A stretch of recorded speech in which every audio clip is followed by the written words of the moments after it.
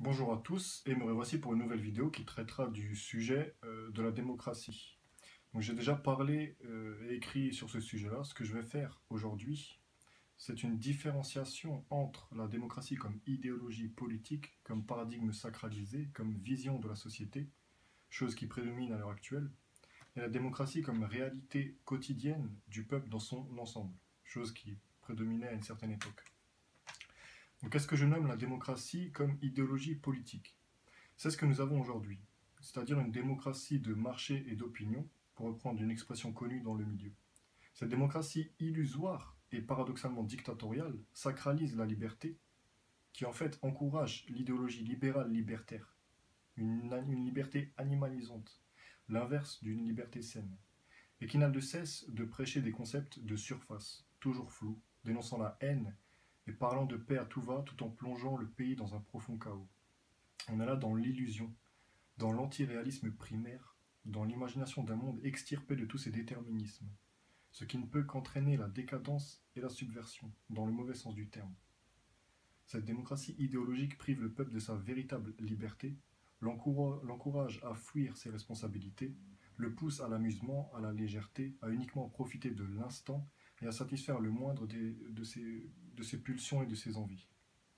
La démocratie actuelle, c'est le règne de la domination du monde bancaire, qui, pour ses intérêts uniques, ne peut qu'encourager le néo-capitalisme, ce matérialisme exacerbé, ce consumérisme destructeur.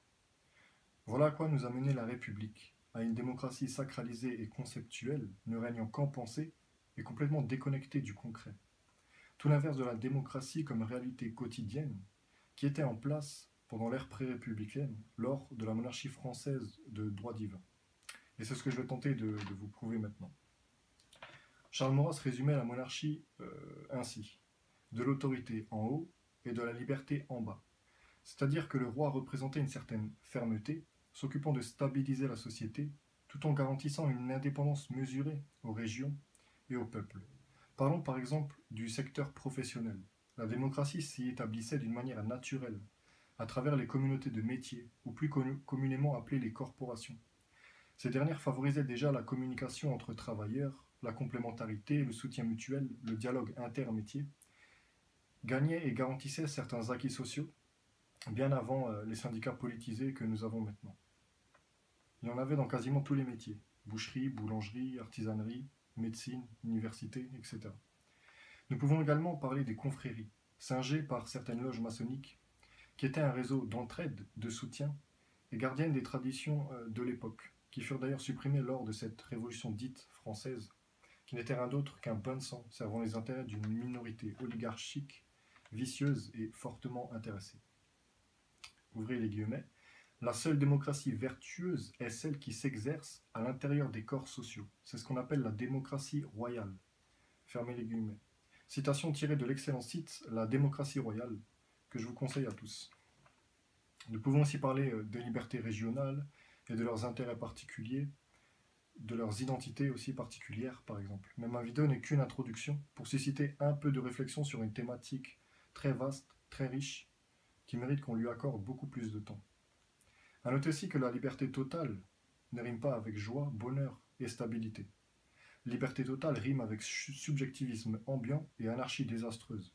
Une liberté, comme c'était le cas à l'époque, se doit d'être limitée, sans tomber dans le totalitarisme.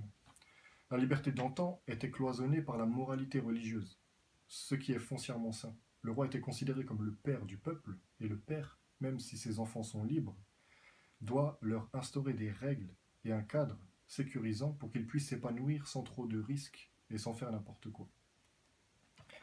Voilà mon petit sujet sur ce vidéo-là. Comme dit, c'est juste une rampe de lancement, un moyen de susciter quelques réflexions pour vous donner l'envie d'approfondir le sujet. Je vous remercie et à une prochaine vidéo. Bien à vous.